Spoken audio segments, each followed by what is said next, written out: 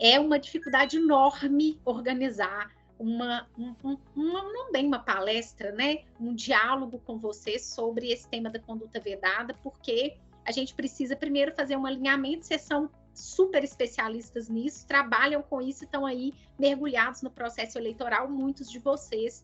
Então, a minha organização aqui foi feita da seguinte forma. Eu fiz um primeiro alinhamento com a novidade que a gente tem esse ano. A gente tem uma resolução específica para esse tema que a gente não tinha antes, apesar de ser uma resolução um pouco de repetição, ela traz alguns pontos que eram sensíveis, alguns até que foram objeto de pergunta aqui da última vez que eu estive, e tentar alinhar um pouco esses pressupostos.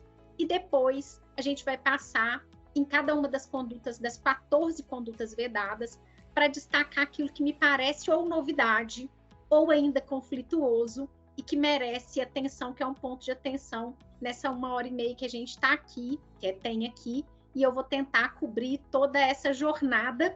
Eu fiz um PDF, eu preferi fazer um PDF do que uma apresentação, que eu acho que vai ser mais útil, depois eu posso encaminhar para vocês. Esse PDF, ele não é nada mais do que já tem em um monte de lugares, gente. Talvez o que eu possa trazer aqui são reflexões sobre pontos que são do cotidiano de vocês e que o TSE ainda vem discutindo e que estão em aberto ou que são recentes decisões. Mas uma primeira questão que eu coloco, é uma primeira dica, né? A União produz para as eleições um manual de condutas vedadas e ela produz sempre. Esse ano ela ainda não produziu porque as eleições são municipais, mas o material é muito extenso e completo. Então, a minha sugestão a Justiça Eleitoral não faz isso, né? Embora ela faça manual de prestação de contas, adotem um manual de condutas vedadas que seja do lugar que mais se dedica a essa produção, e ou é a União ou é algum órgão da administração pública local. Se aqui no Espírito Santo não tiver, ainda eu imagino que pode ser que não tenha, né? Eu confesso que eu não sei. Mas no estado de São Paulo, no município de São Paulo, a Controladoria Municipal, ela tem um eleitoralista no seu comando, que é o professor Daniel Falcão. O professor Daniel Falcão também é professor do IDP, ele é professor de Direito Eleitoral, e ele, como controlador do município de São Paulo, também ainda não concluiu, produzindo uma atualização desse manual de condutas vedadas para o município de São Paulo. Então, além do município de São Paulo ser uma estrutura enorme, que tem uma recorrência de problemas e muitas questões que eles sempre lançam, tem um eleitoralista excepcionalmente lá na controladoria, e é um material muito bom e adequado que eu acho que vale a pena acessar. Então, vamos lá. Eu vou projetar para vocês aqui esse PDF que eu construí. Deixa eu ver se eu consigo, né? Eu acho que preciso compartilhar a janela. Então, muito bem. Eu coloquei, vamos fazer aqui primeiro esse alinhamento, para poder tá todo mundo na mesma página. Bom, primeiro ponto é esse. O TSE sentiu a necessidade pela primeira vez de produzir Vocês ainda continuam vendo quando eu abaixo a tela? Está compartilhado, né? Não faz diferença que eu faço aqui, não.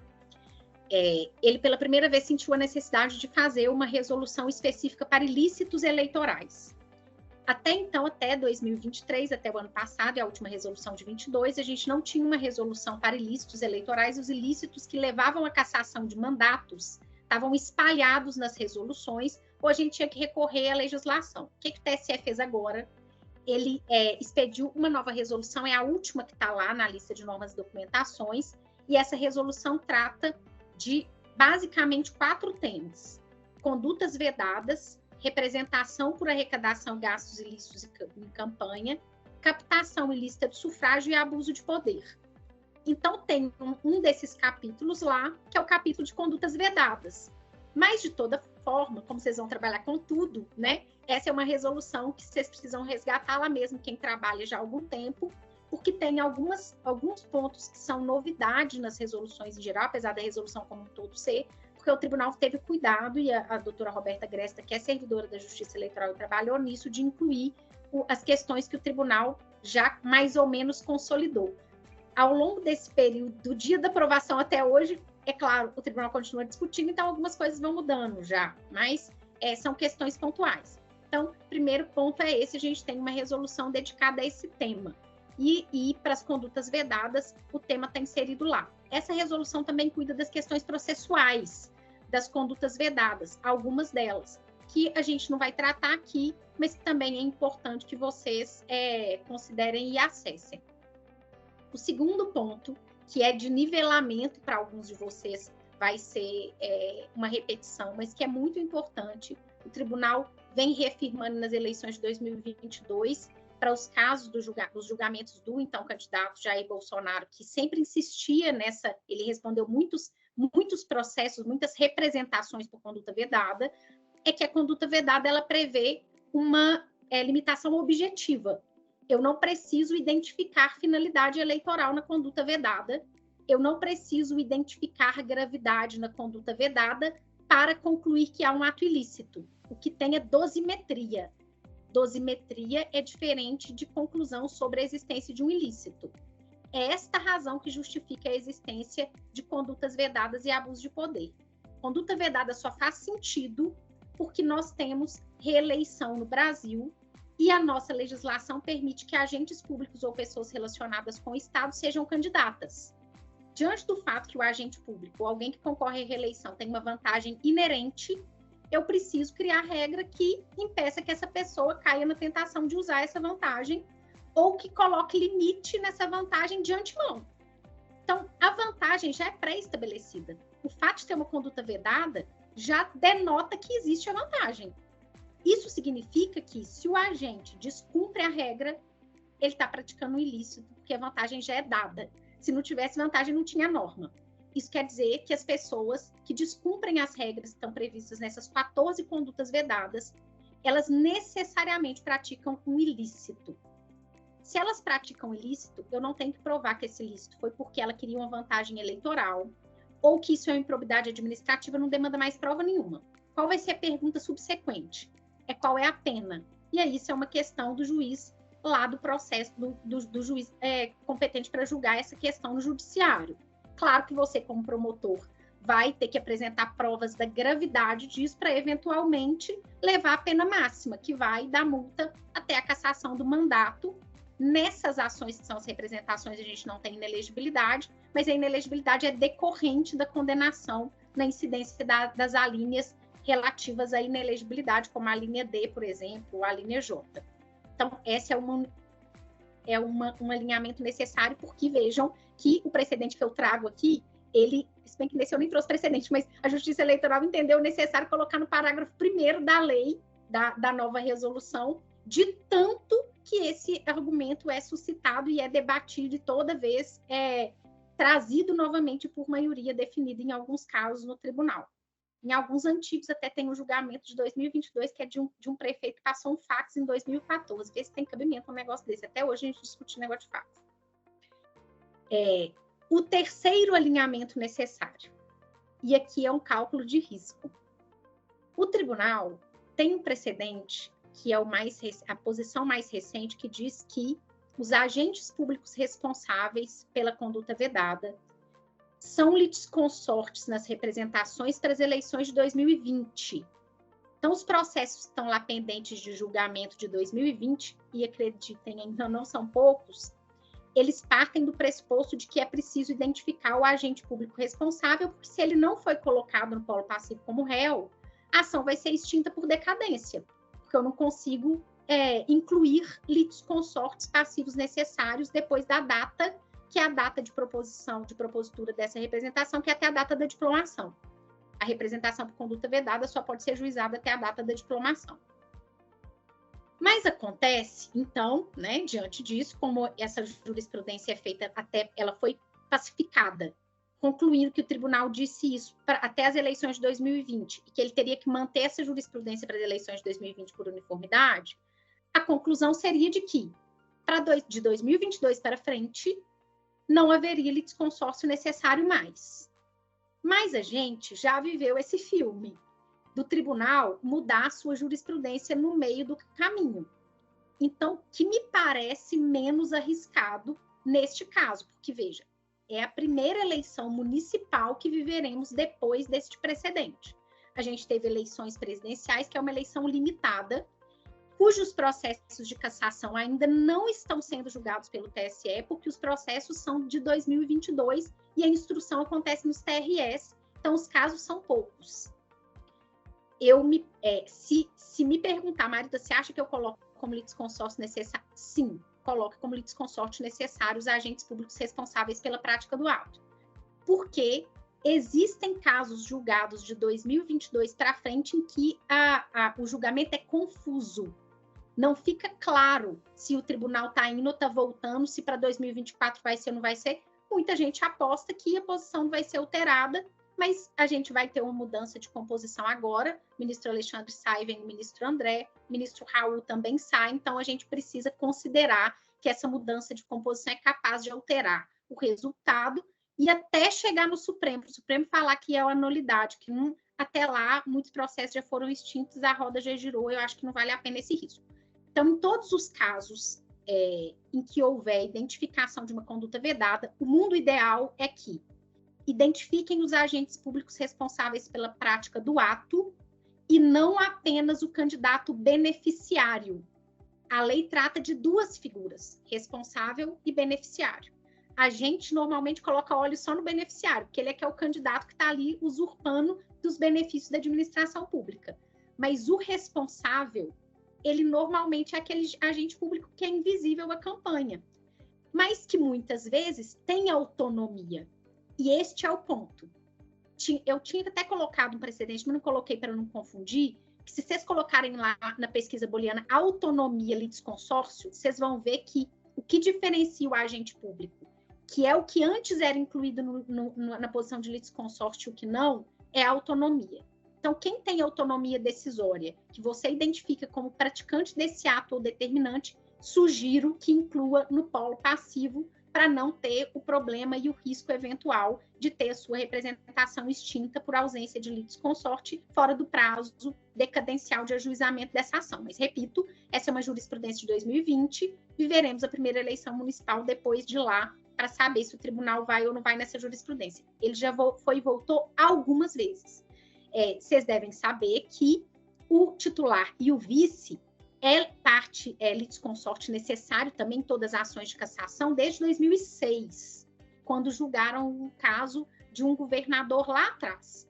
Mas desde a chapa Dilma Temer que o tribunal vem rediscutindo esse tema. Então, eu sempre digo o seguinte quando dou essa aula.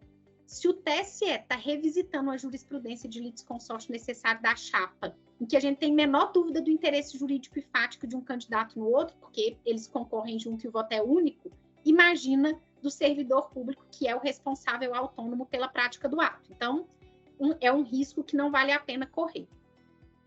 Pois muito bem, este é o alinhamento básico universal que a gente precisa ter para estudar as condutas vedadas.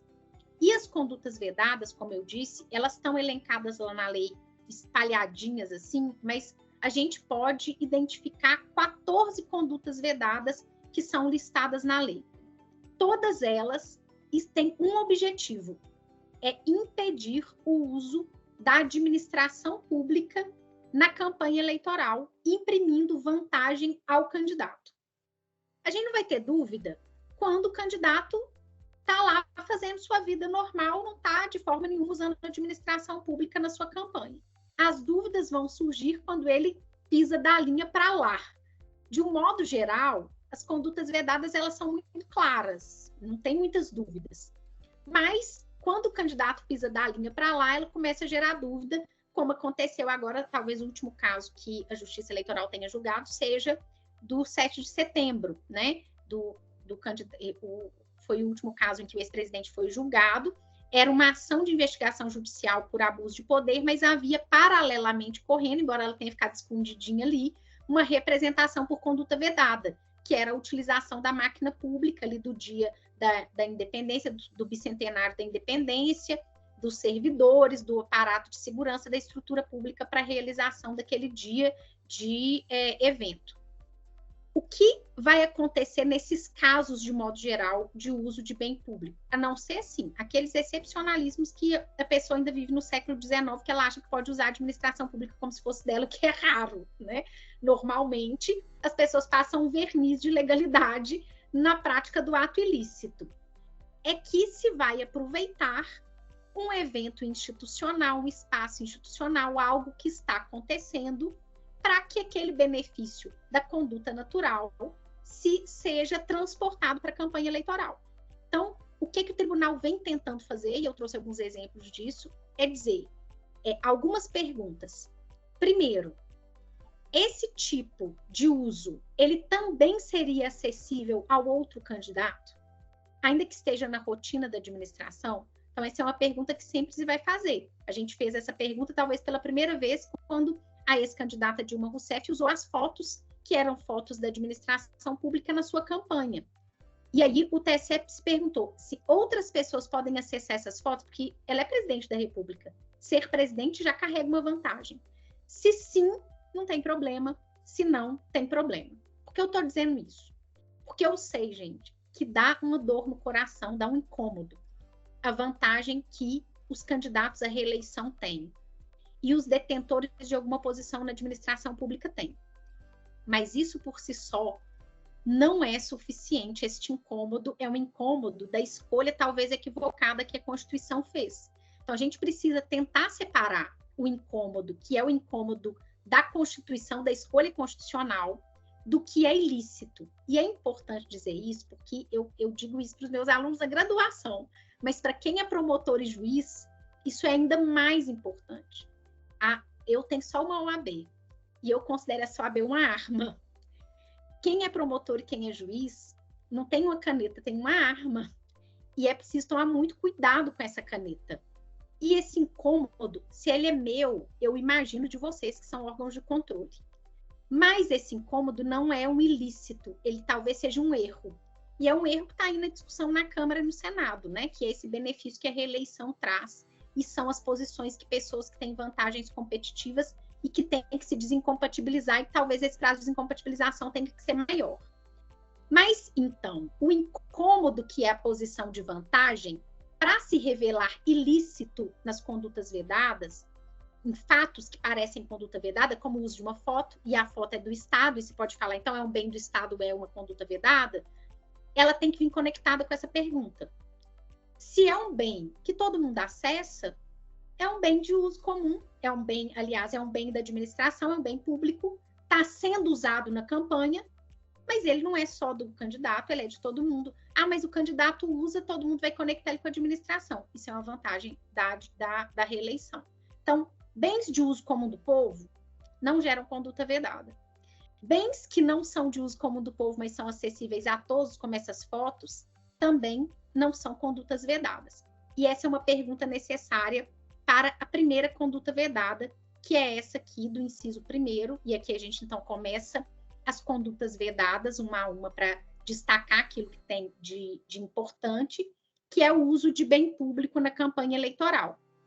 Como eu disse, esse uso de bem público na campanha eleitoral, ele é um cotidiano de quem ocupa mandatos, então separar isso da campanha não é uma tarefa fácil. O que vai ajudar a gente a fazer isso é saber o que está dentro das funções tradicionais e o que não é acessível ao público. A gente tem alguns precedentes para isso, desde pessoas que gravam campanhas dentro de espaços públicos até o uso das residências oficiais, alguma coisa a lei regula, outras não. O primeiro deles, que é o uso das residências oficiais, era um negócio muito fora de moda, que ninguém nem discutia mais, mas que voltou agora a importância por conta da comunicação, das novas formas de comunicação e acesso ao conhecimento, que a gente faz tudo de dentro da nossa casa, de dentro do nosso gabinete, a nossa vida acontece online. Então, a pergunta ressurgiu, ela aconteceu, e aí talvez tenha tido esse desajuste na comunicação do tribunal, porque na época da campanha da Dilma e do atual presidente, quando era ex-presidente Lula, eles faziam programas de rádio e até faziam lives, e o tribunal tinha considerado que isso não era conduta vedada, que não havia problema de usar a residência oficial na realização desses atos de campanha virtuais. Mas no último julgamento, que foi esse caso recente do ex-presidente Jair Bolsonaro, o tribunal entendeu que havia conduta vedada, que ele não poderia ter usado a residência oficial para realizar lives. E aí surge aquela, mas isso daí está tendo um deságio, tem um descompasso aí. Para tirar dúvida, o tribunal, dessa vez, colocou uma regra expressa nessa nova resolução. O que o tribunal disse? Eu vou abaixar aqui para a segunda e depois vou voltar na residência que tem um ponto. Ele colocou 5 requisitos para a live especificamente. Mas esses requisitos, gente, eles dão para gente os requisitos também de uso da residência oficial para todo o resto.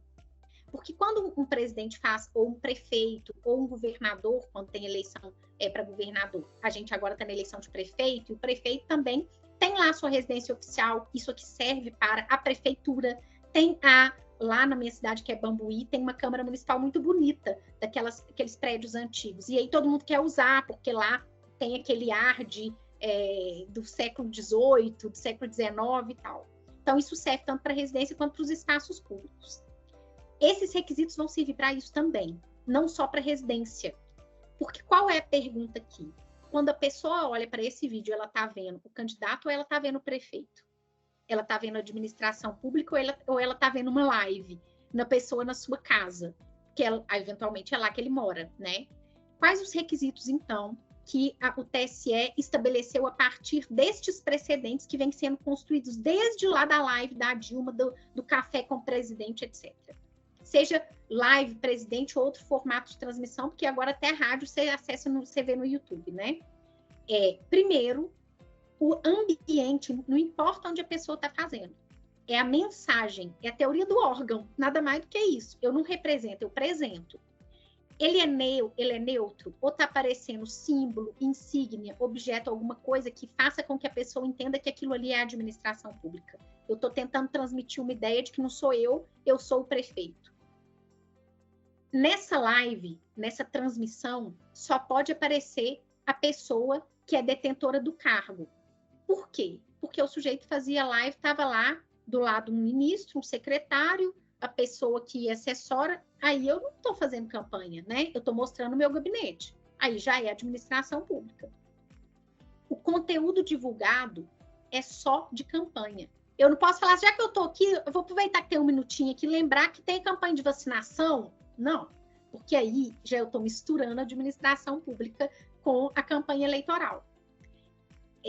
O óbvio, né? Os recursos utilizados na live não podem ser nem materiais e nem de serviço da administração pública. E eu preciso, que também é óbvio, registrar os custos dessa live na minha prestação de contas, que é a única forma que a Justiça Eleitoral vai ter de fiscalizar se o que eu estou usando na live foi da minha campanha mesmo, ou se eu usei alguma coisa da administração pública, nem que seja a moça que estava servindo café para mim lá na hora que eu estou fazendo a minha live. Foram essas as razões que fizeram o tribunal julgar diferente. A diferença entre a live dos outros presidentes e outros casos, eventualmente até de governadores, que é a precedente, para essa última live, porque ele entendeu que o lugar em que a live era realizada era a mesma que se realizava outras lives, que era aquela prestação de contas de governo que era feita, não aparecia só o candidato, havia estrutura da administração, não tinha indicação total dos gastos da campanha, de gastos de campanha que foram utilizados para poder realizar aquela live.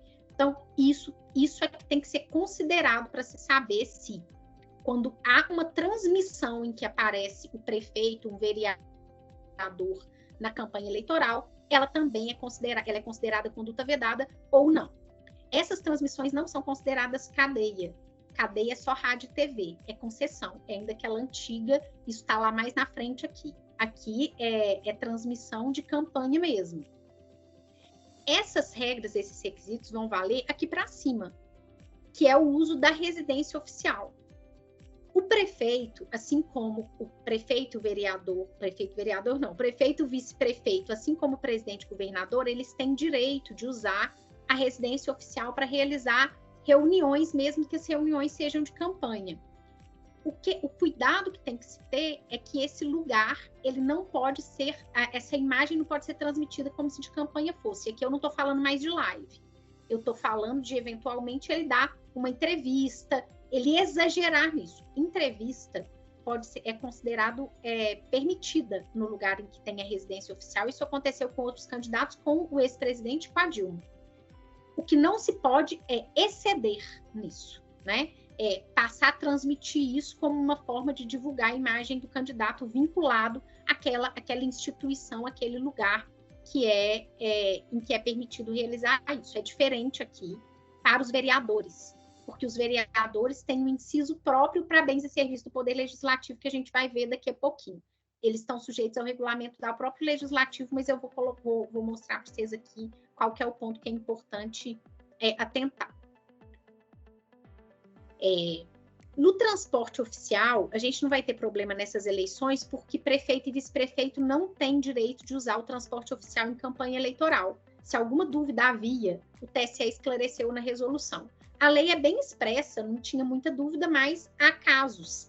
E essa mistura acontece mesmo, mas o prefeito, claro, pode continuar usando o transporte, desde que seja para o trabalho dele, que ele não pode usar o transporte oficial para realização de campanha. Ele tem que sair do carro oficial e ir para a campanha.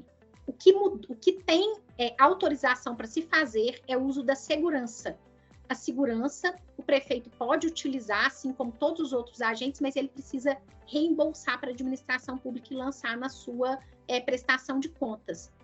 Eu não sei como o TSE vai tratar isso, porque nas últimas eleições eles fizeram isso por uma portaria para a utilização da Polícia Federal, destaque da Polícia Federal para os candidatos a presidente da República, mas é possível que, havendo esta demanda nas eleições municipais, isso também seja tratado pelo TSE para saber como que essa segurança vai ser reembolsada. No final da campanha, o que o tribunal disse é que esse custo, a utilização do servidor como servidor na sua remuneração não tinha que ser reembolsada, mas tinha que pagar alimentação, transporte e hospedagem. Eu imagino que possa acontecer a mesma coisa, então, para destacar aqui que, embora o transporte não seja autorizado, o segurança são. Não há clareza sobre o uso de transporte blindado. Essa é uma demanda de candidatas mulheres. Eu confesso que acho que tem um gap aqui da orientação do tribunal. Talvez vocês, que são dos órgãos de controle, possam pensar provocar o tribunal para tratar disso, porque essa é uma demanda que acomete muitas vezes mulheres de espectros políticos de esquerda. E houve até uma reunião em que elas apresentaram dados para dizer que isso, e que me parece um dado da realidade, um fato, isso acaba excluindo ainda mais as mulheres do ambiente da disputa eleitoral, porque eu não posso exigir da candidata pagar com seus próprios recursos uma segurança de um risco que ela corre por ser candidata ou por ser mandatária. Mas não há clareza do TSE e da resolução sobre esse pagamento relacionado à campanha, e especificamente quando ele é feito por recursos públicos no exercício do mandato.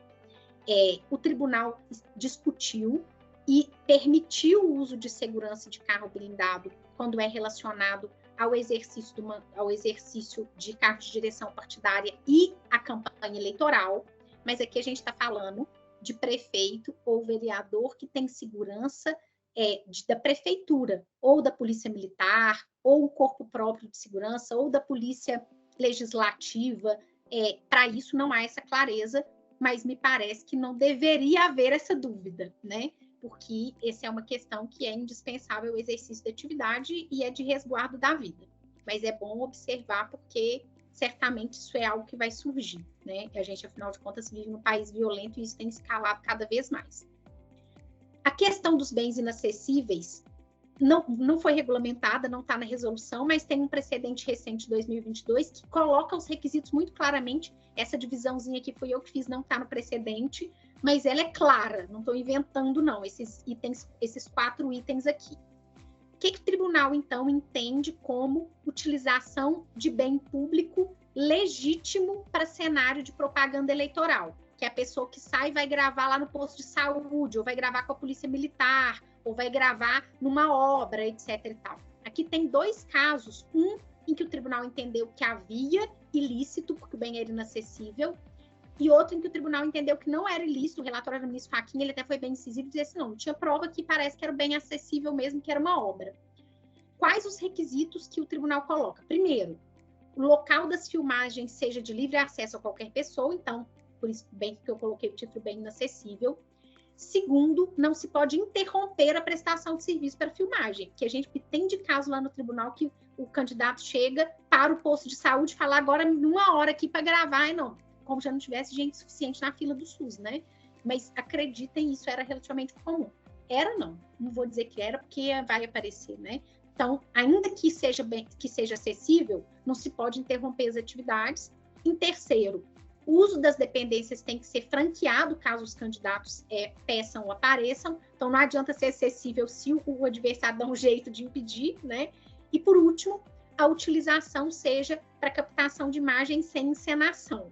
Porque também que todos, não vou falar que todos, mas uma boa parte dos precedentes revelava que chegava lá, colocava a polícia militar em formação, pedia para a mulher que é a diretora ou a enfermagem se posicionar e fingir que estava atendendo isso. Isto não é porque ela está encenando e ludibriando, é porque encenação é utilização da administração pública para fins eleitorais, porque afinal de contas eu não estou só filmando o que está ali acontecendo, né?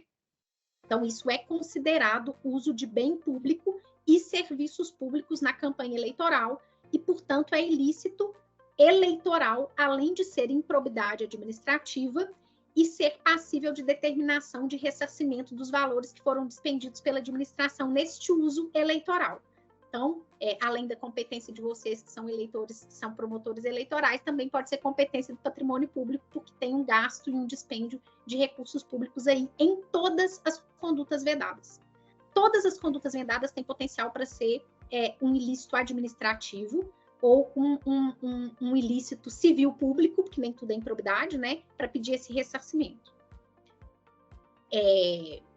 Esse é o outro precedente, que é o caso do município Fachin. Banco de dados da administração pública, também de acesso restrito, não é passível de utilização na campanha. Aqui eu não estou falando de dados pessoais, não, né, gente?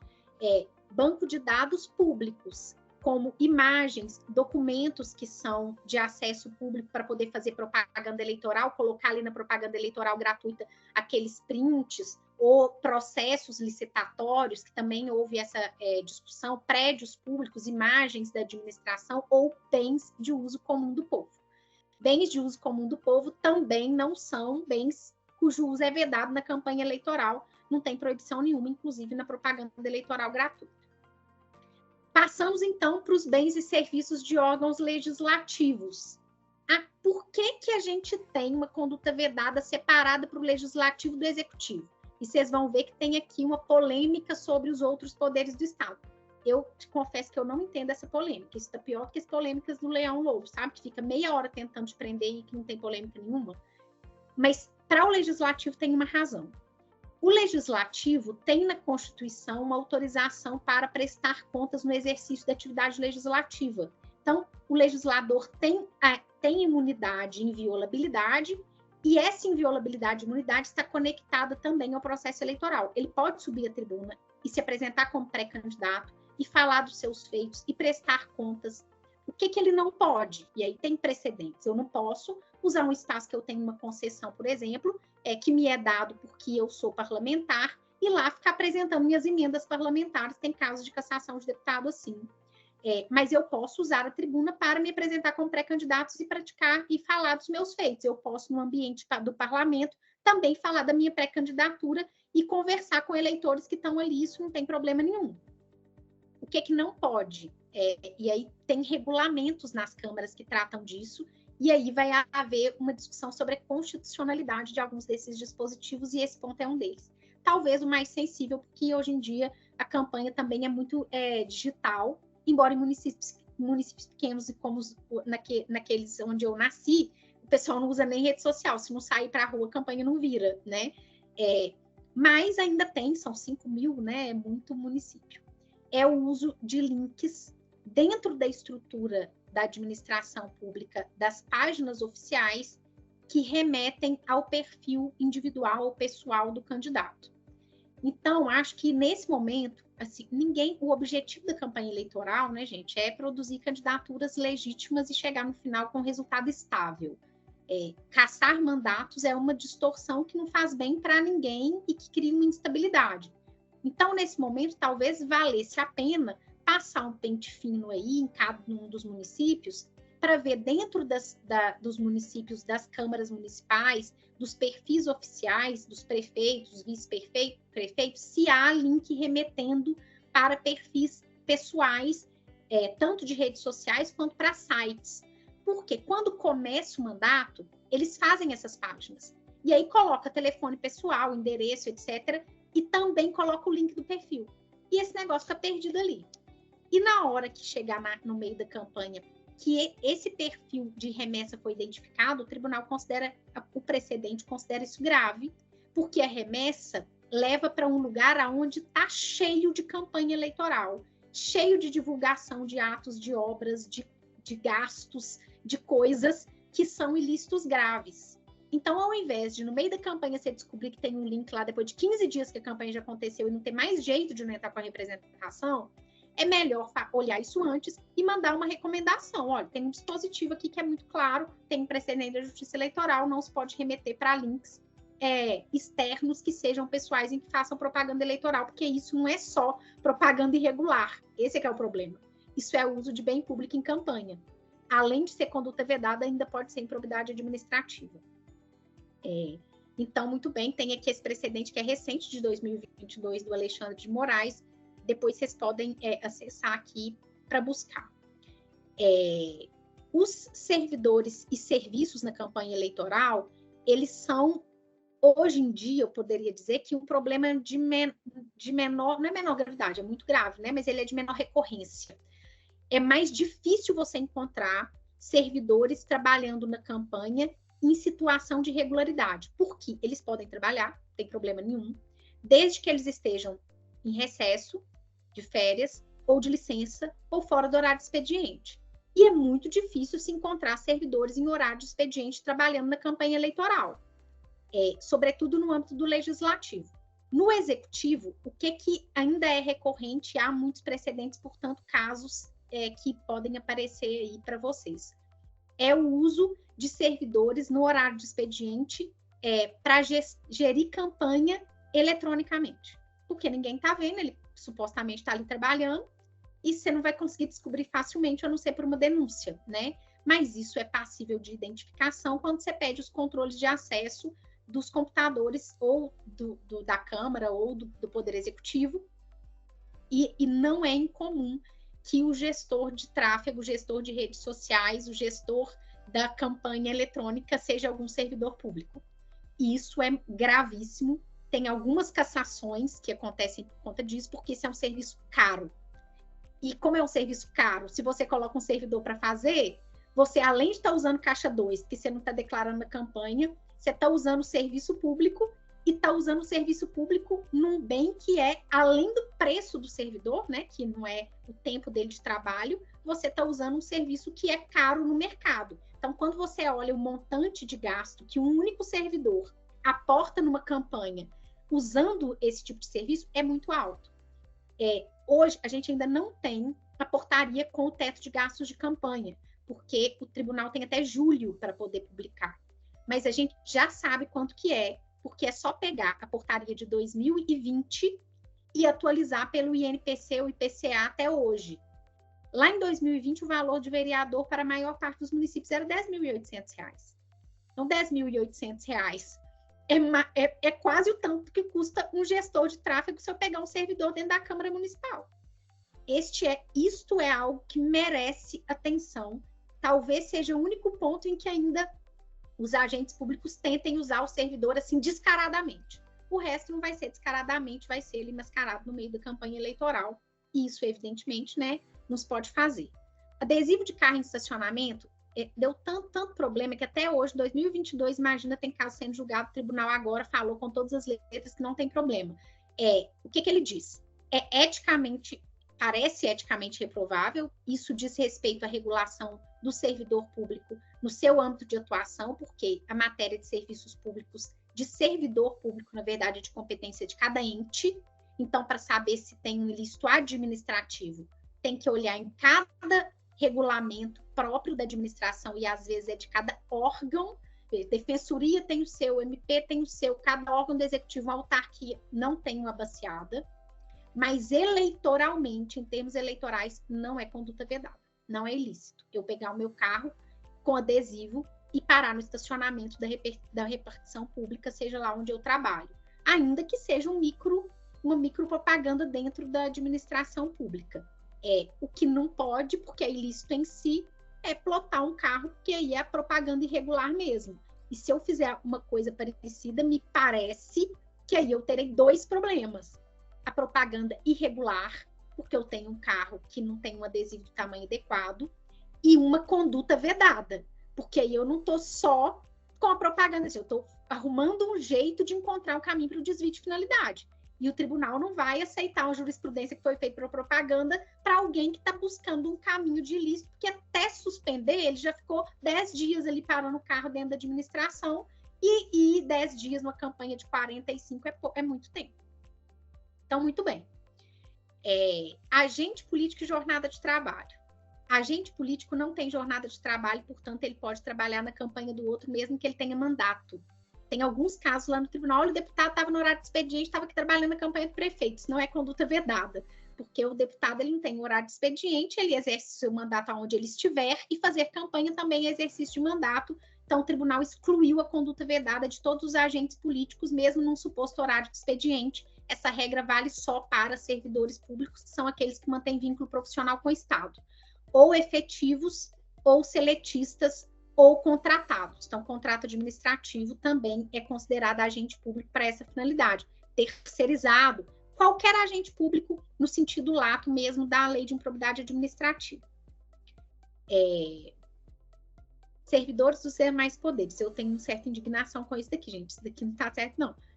O tribunal tem uma decisão muito antiga, de 2016, dizendo que servidores de outros poderes não estão incluídos nessa regra, porque a conduta vedada não pode ser interpretada extensivamente, e tem um precedente do julgamento do Pedro Tax, que é de 2023, quando ele concorreu para governador no Mato Grosso, em que o tribunal o absolve, ele tinha sido condenado no TRE, e o TSE reforma a decisão dizendo que eu não podia dar interpretação ampliativa para conduta vedada. E ele tinha feito uma caravana lá no Mato Grosso.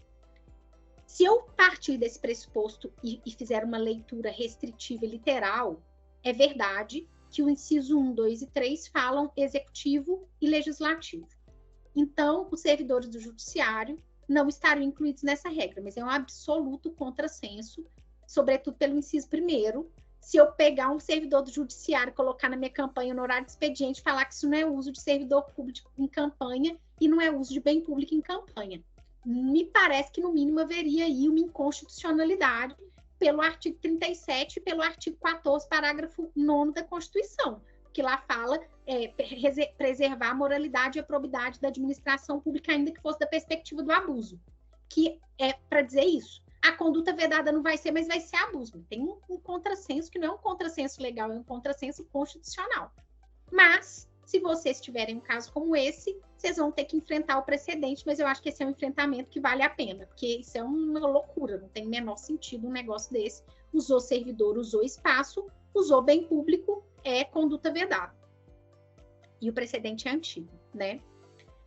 A gente, então, vai para o grande problema da Lei 9.504, que essa é a conduta vedada mais controversa, porque ela trata de uma vedação que é o que o candidato faz na campanha. É falar bem de si mesmo e o que ele fez. Mas a gente tem uma conduta vedada para isso. Eu estava até discutindo com o Pacelli, porque o Pacelli considera que é inconstitucional o crime de boca de urna atualmente, quando você vincula a boca de urna a pedido de voto nas redes sociais. E teve um monte de inquérito aberto, porque o Facebook e o Instagram não pararam de rodar o link impulsionado antes da meia-noite.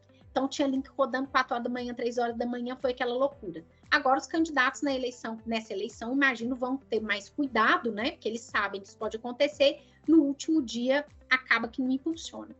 Mas esse é um ponto em que eu tenho muita dúvida sobre a constitucionalidade disso. Então, a interpretação, e acho que o tribunal faz isso corretamente, é bastante restritiva. O que o dispositivo diz? Que é vedado o uso promocional de distribuição de bens. Veja, é vedado o uso promocional. A distribuição de bens é vedada, não tem dúvida nenhuma, mas ela está lá no parágrafo 10º, é na última coisa da conduta vedada que a gente vai ver aqui. Essa conduta vedada é uso promocional. É o candidato usar em promoção de si uma distribuição gratuita de bens ou de serviços que foi custeada ou subvencionada pelo poder público, ou seja, é ele usar em seu benefício o Bolsa Família. que é uma distribuição de bens. Ou ele usar uma distribuição de cesta básica que ele faz por uma fundação. Que veja, o que o dispositivo diz? Natureza social, custeados ou subvencionados pelo poder público. Então, se eu tenho uma fundação que recebe subsídios e eu faço, olha, eu tenho uma fundação aqui, o que é relativamente comum no Sul, que tem aquelas fundações que as pessoas vão ficar hospedadas para fazer tratamento de câncer, ou em Campinas e tal, isto é conduta vedada. E aí, então, a gente tem aqui um conflito entre o que é discurso de campanha e promessa e quais os requisitos para incidência dessa conduta vedada. O tribunal colocou requisitos aqui, isso também, esse ABC fui eu que coloquei, eu não estou inventando, eu só coloquei divididinho assim para ficar mais instintivo, e é um precedente de 2023. Eu tenho um pouco de dúvida e restrições com relação a esse precedente, mas ele é recentíssimo, é o que está vigente, e ele penaliza a pessoa que fez esse uso promocional, no caso era uma distribuição de cestas básicas. Eu devo dizer, gente, que vou colocar um parênteses antes de ler de apontar os requisitos, que isso é contexto de pandemia. Então, o tribunal estava muito, muito atento ao uso da pandemia na campanha, porque a pandemia foi um elenco enorme de distribuição de bens e serviços. Distribuiu água, distribuiu comida, distribuiu vacina, distribuiu roupa, distribuiu tudo.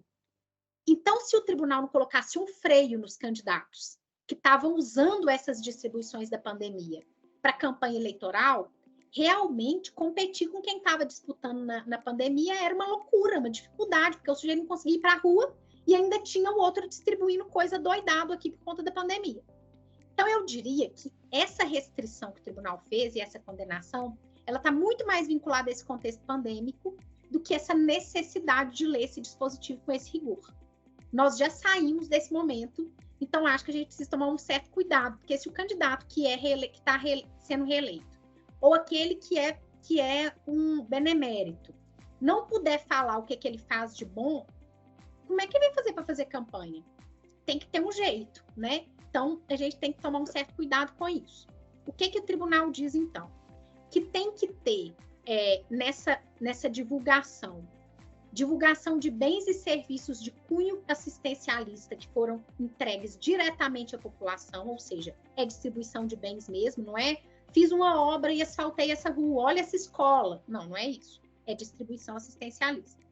Segundo, como é assistencialista, tem que ser gratuito, não pode ter nenhum tipo de contrapartida. Então, tem aqui os casos em que eles dão algum tipo de isenção, de isenção do IPVA, mas para ter isenção do IPVA, você tem que ter comprado um carro elétrico. E ele fala isso não é gratuito, benemérito, que tem contrapartida. E, por último, tem que ser acompanhado do caráter promocional de alguma maneira que beneficie o candidato, que é decorrência lógica, né? Porque se eu estou falando no meu palanque ali, isso vai ter um benefício para mim, porque isso atrai para a minha candidatura. Isso em si é a conduta vedada. Tem um caso que está com vista do ministro Alexandre, que foi um candidato que fez distribuição de cesta básica no seu Instagram, fez distribuição de cesta básica, ele não tinha nada de errado, ninguém questiona isso, algumas cestas básicas tinham subvenção do governo, outras não, outras ele que arrecadava, e ele divulgou isso no Instagram dele, e insistentemente, muitas divulgações. E ele foi condenado no TRE, primeiro ele teve um liminar que suspendeu a condenação, ele acabou desistindo da candidatura, aí depois o ministro Carlos Orbach revogou a condenação, aí depois o ministro na monocrática condenou ele de novo, aí o ministro André voltou e mudou a decisão monocrática do ministro Orbach e o absolveu. Eles agravaram o adversário e esse agravo foi plenário virtual. O ministro Alexandre pediu vista. Também, depois de tanta confusão, precisava de uma vista mesmo. E talvez nesse processo, no julgamento dessa vista, que é essa pessoa no Instagram divulgando as cestas básicas que foram distribuídas, o tribunal coloque balizas para essa eleição. Então, acho que vale a pena acompanhar. Esse caso é um caso de Roraima. Eu não achei o número dele, mas eu vou achar. Ele é um caso, não é tão difícil assim, não, porque em algum lugar eu salvei essas decisões aqui desse vai e não vai. Para saber, né, como que o tribunal vai agir nessa promoção pessoal, para não ter que ser um festival de processo discutindo isso. Essa quinta conduta vedada, que é a admissão e a demissão ou transferência, exoneração e tudo que diz respeito à movimentação de servidores no âmbito da administração pública, a gente tem poucas questões em aberto. Praticamente tudo que podia acontecer já aconteceu. Então, se vocês tiverem algum caso, lá na legislação eleitoral anotada da Justiça Eleitoral, tem todos os precedentes que respondem a praticamente todas as perguntas que se tem sobre isso daqui. A única dúvida, talvez, que se tenha sobre a redistribuição, para saber se redistribuição está aqui ou se não é conduta vedada, mas é uma coisa tão pontual, precedente antigo, eles dizem que não é, mas pode ser que suscite alguma questão, mas se não for um volume muito grande, né, tipo aqueles casos de Tocantins que tinha 300 servidores efetivos e 3.000 comissionados, imagino que não vai ter nada de redistribuição nesse volume, o tribunal considera que é irrelevante. Tem alguns casos também de contratação que vocês não vão conseguir identificar o ilícito pela data, porque aqui a gente tem uma restrição de tempo, né, que é de 3 meses antes das eleições até a posse, e dificilmente algum gestor não vai respeitar o prazo. O que eles fazem? Contratam servidores terceirizados 1, 2, 3, 1 mês antes da conduta vedada, em volumes estratosféricos. Eu acompanhei um caso que ainda não foi pro TSE, não foi julgado no TSE, em que o candidato demitiu e contratou 19% da população municipal. Era um município pequeno, tem caso de 30%. E aí, você não vai ter conduta vedada, é verdade, porque ele está contratando pessoas, na época da pandemia ainda tinha essa justificativa dentro do prazo, mas é um abuso descarado. Aí você vai ter que jogar lá o que não é conduta vedada clara no 22 da Lei Complementar 6490. Que aqui é o Estado tentando cobrir tudo que pode, mas a inventividade humana é infinita. Então, o que não está aqui, mas que é ilícito, que busca beneficiar um candidato nas eleições ou prejudicar outro candidato nas eleições, sai da conduta vedada e vai para abuso de poder, que é o conceito indeterminado que cobre tudo. A, entre aspas, desvantagem, que é a dificuldade do abuso de poder, é que ele, diferentemente da conduta vedada, ele precisa da prova de que havia o interesse de interferir no processo eleitoral, né? Porque ele é um ilícito em aberto. E ele vai precisar de uma prova de gravidade. Porque se não for grave, não tem consequência. Você só caça quando é grave. Então, aqui, nesse caso, o que eu acho que é importante destacar é que não é polêmica, mas é só destaque, que isso só se aplica na circunscrição em que a eleição está acontecendo. Se for em circunscrição diversa, não impacta, nem se for do Estado, da União, a não ser que a pessoa exerça suas funções lá no município. Quando se fala de serviços essenciais, como exceção aqui, e esses serviços essenciais vão aparecer em outro lugar, não é qualquer serviço público, mesmo que seja educação e assistência social, é serviço indispensável à manutenção da vida, a sobrevivência, a saúde ou a segurança. Tem inúmeros precedentes do tribunal nesse sentido, porque isso aqui, essa movimentação de servidores é só para quando tem que acontecer mesmo, tanto que na pandemia, para não ter dúvida, fizeram uma emenda constitucional para tratar da exceção de contratação e demissão de servidores e terceirizados na campanha de 2020. Essa emenda não vale mais, ela trata de processo eleitoral, tem prazos lá, mas ela foi recortada só para o momento pandêmico. A sexta conduta vedada, que é a transferência voluntária de recursos, ela é um grave problema nas eleições municipais, porque ela tem aspectos que não são claros, e receber dinheiro no município é muito impactante para o processo eleitoral, e a gente está vivendo um momento em que a recepção de emendas parlamentares tem um impacto enorme no processo eleitoral. Mas o TSE decidiu que o envio de emendas e de recursos para o município, de recursos obrigatórios, de rubricas obrigatórias, em razão da lei ou da Constituição, não é vedado como regra. Então, o município pode continuar recebendo seus recursos obrigatórios, ainda que seja uma chuva de recursos. Isso vai dar uma vantagem absurda para o prefeito, porque ele está lá, tem um monte de obra acontecendo, e é transferência obrigatória de recursos. não vai ter problema, porque aqui é transferência voluntária, é aquilo que decorre de convênio.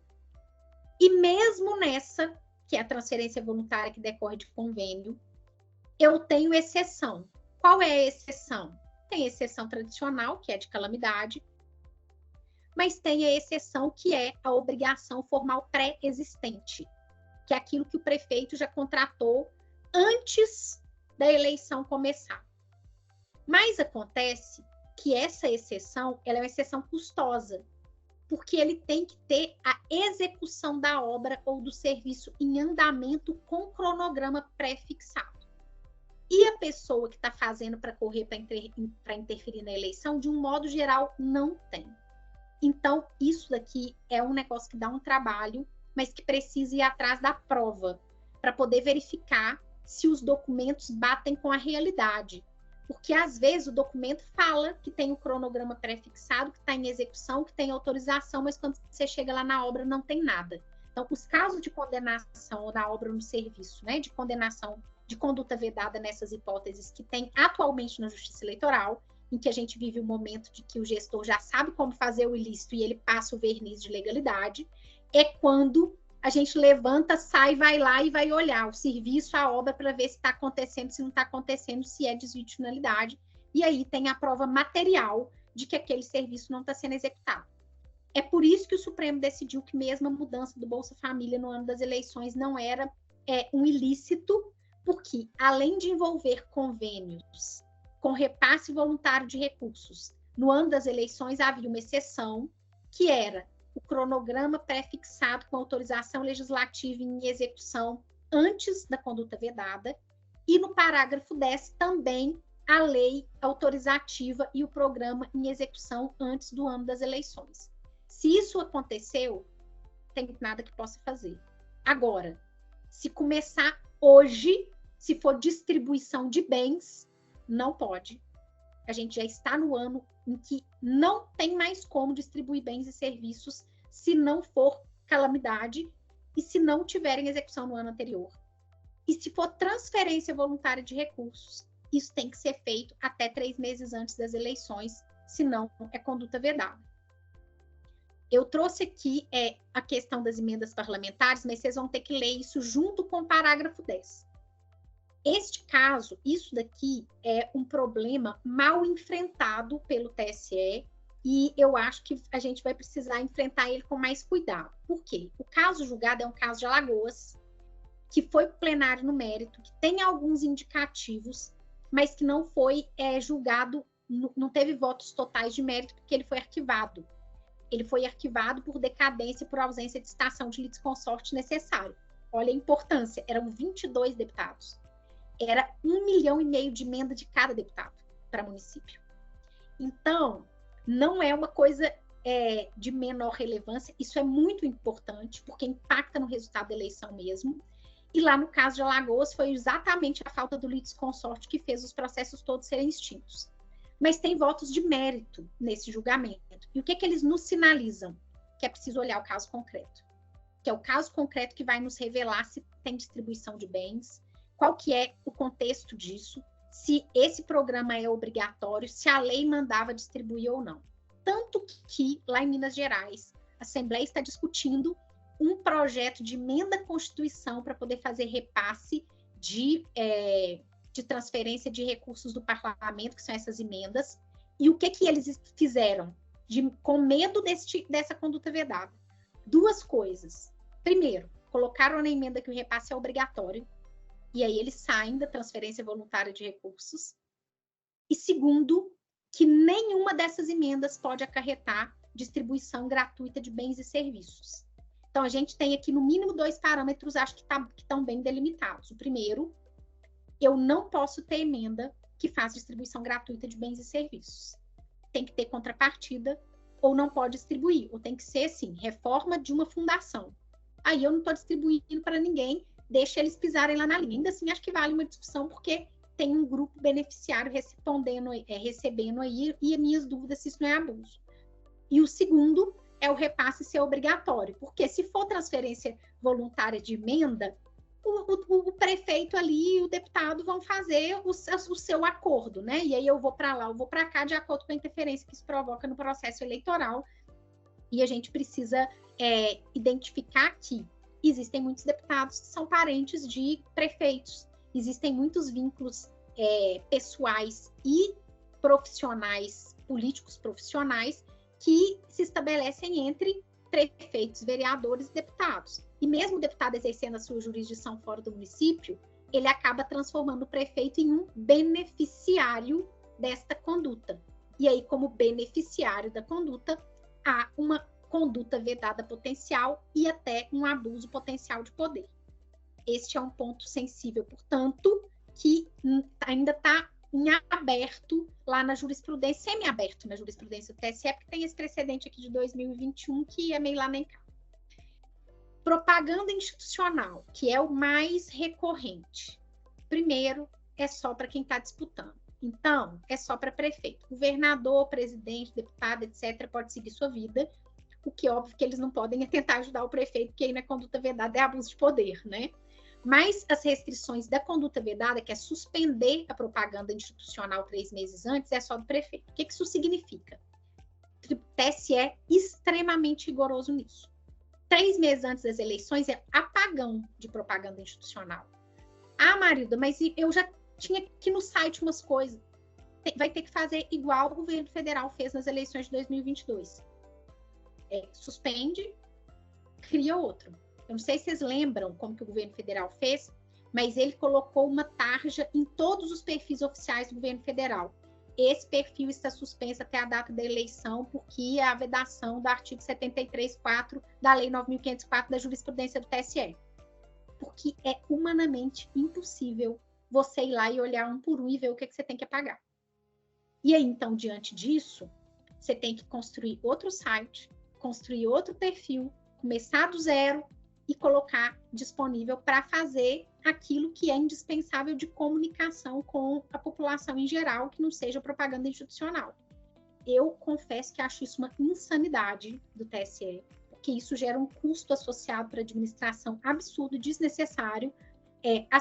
O acesso às informações dificultam o eleitor de saber qual é o passado daquele gestor. Então, eu não sei se o meu gestor comprou ou não comprou vacina, que eu vou buscar onde? No portal da transparência, se eu sou pessoa que sou semi-analfabeto e não consigo entender nem o que é licitação. Então, acho isso um problema, você obrigar o gestor a tirar do ar o passado dele de gestão, mas essa é a posição do TSE. Tem que apagar, senão é conduta vedada. Isso serve para redes sociais, serve para vídeos, que não sei se é rede social ou não tem essa polêmica aí, e para sites. Então, os sites também, ou eles têm que tirar do ar, ou eles têm que suspender o site, começar outro site, para não ter propaganda institucional durante esse período. Não interessa se fala de eleições a propaganda, não. Propaganda institucional é aquela do artigo 37, parágrafo 1º da Constituição. É aquela que fala da administração pública mesmo, que fala de vacina, que fala de posto de saúde, que fala de obra, que fala que você tem que comparecer para renovar o seu documento. É a normal. É essa que não pode ter. Então, isso gera uma obrigatoriedade de suspensão e agora não tem mais dúvida nenhuma, porque teve uma consulta, teve julgamento, teve precedente, teve disputa, está claríssimo. O TSE entende que tem que suspender e a resolução nova, para não deixar dúvida, ainda coloca aqui num parágrafo. Quer ver? Conteúdo de sítios. Tem lá um parágrafo terceiro, parágrafo 2º, 3º e 4º para tratar desse tema. De tão certo que o TSE tem que tirar do ar as questões que foram colocadas mesmo que antes do período vedado. Então, o que eles vão dizer? Tem que adotar providências para adequar o conteúdo ou tira do ar. Pela indicação, o que dá publicidade institucional? Artigo 37, parágrafo 1º. Indicação de nomes, slogans, símbolos, expressões, imagens, qualquer elemento que permita identificar autoridade, governo ou administração. Então, é a propaganda institucional normal, não é ilícita, não. Não pode ter, é a normal mesmo. O que pode ficar? Atos oficiais, né? Que também tirar o diário oficial do ar, pelo amor de Deus, não teria nenhum sentido. Portal da transparência, porque pelo menos por ali eu consigo olhar a vida passada do gestor. E aquilo que diz respeito à lei de responsabilidade fiscal também pode continuar. Canais privados não são publicidade institucional, então eles podem continuar, a publicidade institucional é da instituição, e isso é responsabilidade do prefeito gestor desta conta. Ele vai ter que, o prefeito, embora seja prefeito de uma cidade inteira, o TSE entendeu que ele é responsável pela gestão das redes sociais e de toda a publicidade institucional, porque isso é uma coluna vertebral de toda a administração pública. Então, ele pode até não saber de todas as licitações, pode até não saber de todos os contratos, pode até não saber de todas as obras. Agora, da comunicação social, ele tem que saber de tudo, porque isso é a coluna vertebral da nossa vida. Essa é uma responsabilidade que o prefeito tem, ele não vai poder usar aquele argumento lá da culpa ineligente. 8º lugar, tá acabando, porque os últimos não tem grandes polêmicas, gente. Pronunciamento em rádio e TV não tem, porque isso é só para gestor da administração pública federal. Empenho de gastos com publicidade é a primeira vez que a gente vai ter uma eleição com a incidência do dispositivo na nova redação, que é essa que fala empenhar, que é a diferença, né? As despesas com publicidade, porque, embora seja um dispositivo de 2022, o Supremo entendeu, e o TSE, que ele não entrava em vigor para o ano das eleições, então é a primeira vez que ele vai ter incidência. E aí o tribunal teve o cuidado de explicar o que é que se entende como aquilo que conta para eu poder fazer esse cálculo, né, do que são essas despesas, porque vejam, o que é proibido é eu empenhar mais do que eu empenhei nos últimos 3 anos anteriores, ou seja, eu não posso guardar um dinheiro ali para turbinar a minha propaganda institucional no primeiro semestre das eleições, do ano das eleições, que é esse que a gente está vivendo, né? Porque senão todo mundo faria isso, como fazia, antes dessa conduta vedada, e 3 meses antes das eleições tem que parar. O que ele pode é gastar a mesma coisa que ele gastou nos anos anteriores. Ah, Mário, daí ele vai lá e gasta no primeiro semestre de todos os anos muito. Aí, gente, não tem jeito. O que você pode tentar investigar é o desvio de finalidade. Vamos olhar aqui no ano como é que ele distribuiu isso para ver se ele já foi planejando para fazer essa ação de anabolizar o primeiro semestre. Mas, de um modo geral, não. Então, o que você conta? Você conta as verbas destinadas ao anúncio dos programas, bens e serviços, exclui aquilo que for publicação oficial, diário oficial, lei de responsabilidade fiscal, aquilo que é de praxe do funcionamento da administração pública, não conta. Isso é muito importante porque teve um primeiro julgamento que cassou um prefeito incluindo isso, e aí depois o tribunal reconsiderou, porque o gasto, vocês devem saber, com diário oficial, com publicações oficiais, é muito alto. É caro publicar ainda em jornal, né? E propagandas de eventos festivos tradicionais não é considerado ato oficial. Porque vai ser aqui em Parintins, todo ano tem a festa do boi. Isso eu não tenho controle sobre isso. Eu já publico, tem publicação que é automática. Lamento muito, isso daí está na conta da despesa com publicidade institucional. Se você tem que gastar com isso, você não vai gastar com mais nada. Você vai gastar só com isso. Se planeje para que esse gasto seja feito dentro da sua rubrica, porque eventos tradicionais, festas de exposição, de peão, que tem em toda a cidade do interior, né? Elas também são computadas para saber se ultrapassou esse valor, que é o dos 6 meses, da média dos 6 meses dos 3 anos anteriores. Talvez essa seja a conduta vedada que mais tem julgamento procedente, que as pessoas não se atentam para isso, é uma coisa que relativamente é nova. Também talvez valha uma orientação, porque, como eu disse, ninguém tem interesse em sair caçando mandato, né? O objetivo é que a eleição seja legítima e estabilize. Que Deus me livre aqueles municípios que entra um, sai outro, entra outro. Isso cria uma desconfiança na população, uma instabilidade que reduz a qualidade da democracia.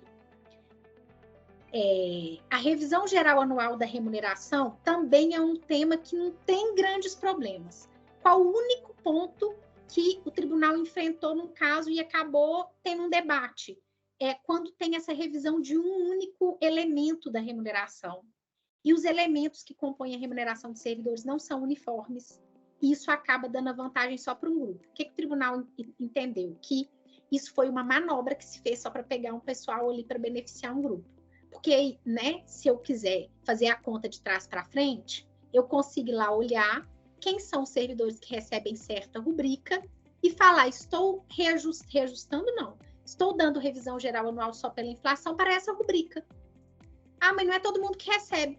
Ah, mas aí não é comigo, eu estou só dando aqui uniforme para a rubrica, porque essa rubrica aqui é importante, como, por exemplo, livros, educação, transporte, moradia. O que o TSE falou assim? Não, meu querido. revisão geral anual pressupõe todos os servidores. Se você não vai dar numa coisa que todo mundo recebe, você não vai dar nada para ninguém. Porque isso é uma maneira de manobrar, entregar uma vantagem só para o grupo que te apoia ou só para o grupo que te ataca. E isso não se vai permitir. Então, essa decisão deixa claro que revisão geral anual é a revisão para todas as pessoas, não é para todos os elementos de uma remuneração ou para itens de remuneração.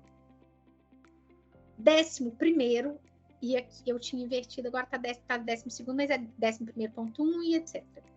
É a distribuição de bens. Essa é a conduta vedada mais grave que se tem durante as eleições, que é aquela que interfere genuinamente, diretamente na vontade do eleitor, e é que o gestor tem mais tentação de fazer.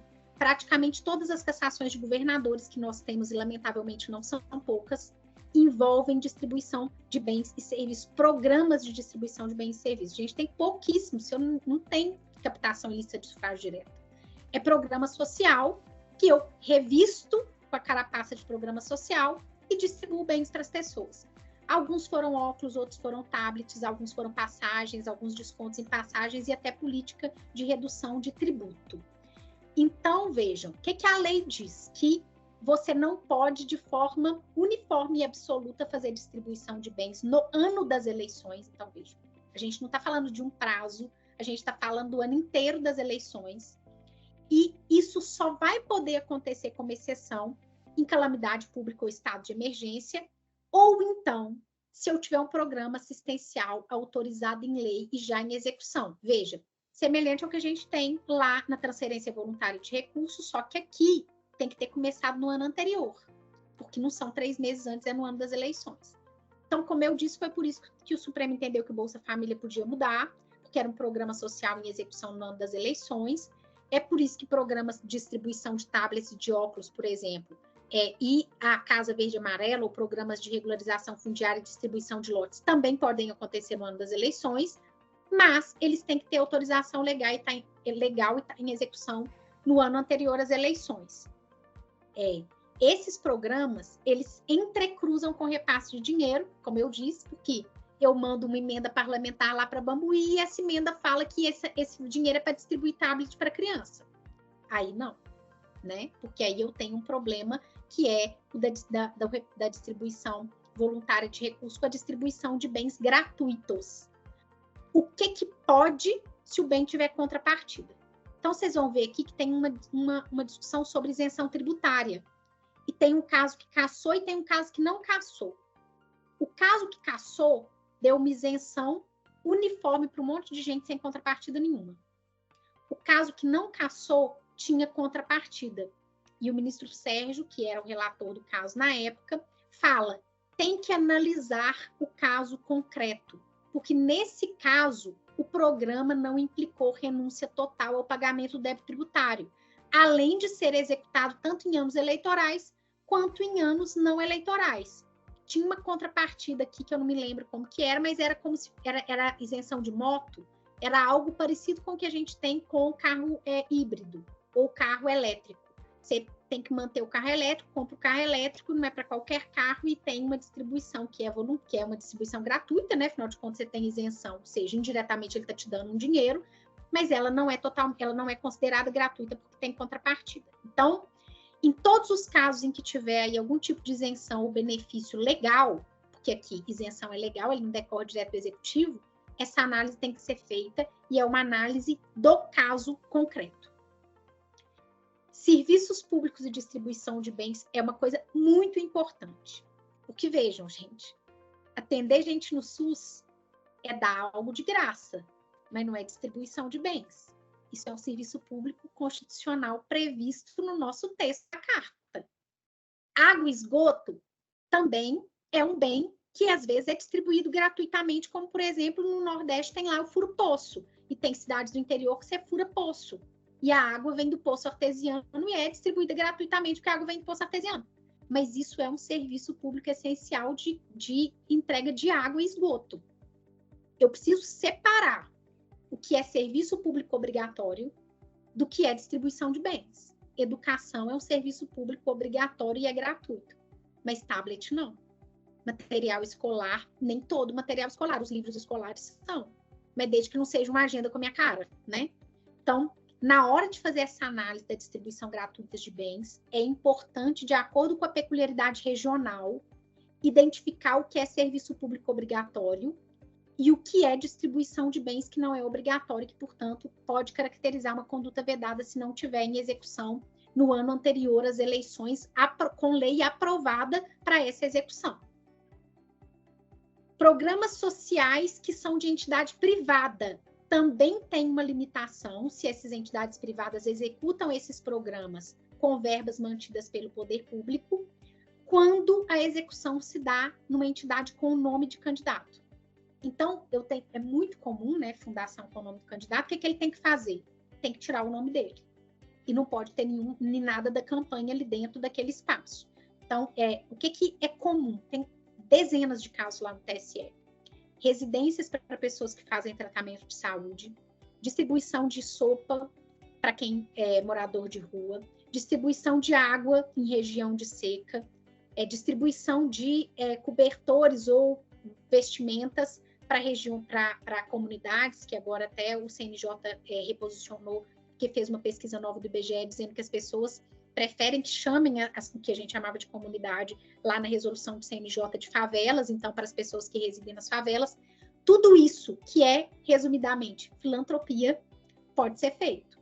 Mas a relação entre filantropia e o processo eleitoral é sensível. Ninguém quer desincentivar a filantropia, porque ela é muito importante, mas existe uma regra expressa que cruza a filantropia com o processo eleitoral, que é essa. Quando a entidade filantrópica recebe recursos do poder público e quando a entidade filantrópica tem nome do candidato. E nome, é apelido, é aquela cor ou qualquer coisa que identifique o candidato, porque às vezes não é o nome próprio dele, mas é um codinome que todo mundo identifica com o candidato. Se ele continua essa distribuição dentro dessa instituição, usando essa identificação, isso é uma conduta vedada. Eu não posso usar a filantropia subsidiada pelo poder público para poder fazer a execução dessas atividades. E as últimas, que são as mais simples, inauguração de obras com contratação de show artístico. É proibido objetivamente 3 meses antes das eleições. Então, eu posso fazer a inauguração? Pode, claro, não tem problema. Desde que eu não contrate show e desde que o candidato não vá. Eu não posso, né? O candidato não pode comparecer à inauguração. Tem uma polêmica não polêmica aqui, que é a seguinte. Vocês vão achar, se vocês pesquisarem aí, que tem 2 precedentes que parecem contraditórios, que é um que fala que o candidato, para ser considerado ilícita a participação dele, ele tem que já ter registro, e outra que fala que não. Isso me parece uma falsa polêmica, porque é o seguinte, 3 meses antes das eleições, dá antes do dia 15 de agosto, que é a data do registro de candidatura, senão tinha que ter 3 meses antes das eleições. Então, esse caso aqui que fala, mas que demonstra a condição de material de candidato, que é de 2019, não deixa dúvida com relação a isso. Esse caso aqui de cima, que fala que refere-se expressamente a candidato, só adquire por solicitação do registro de candidatura, é um caso de eleições gerais. Isso não significa que estava se tratando de abuso de poder, que precisa ter registro para estar praticando a conduta vedada. Se o candidato já é pré-candidato, anunciado, e 3 meses antes das eleições participa de uma inauguração, é conduta vedada. Isso por si só, uma participação, não é razão de caçar, né? Mas é razão para multar. Pois muito bem, quase que na hora, já que a gente teve um atrasinho, eu encerro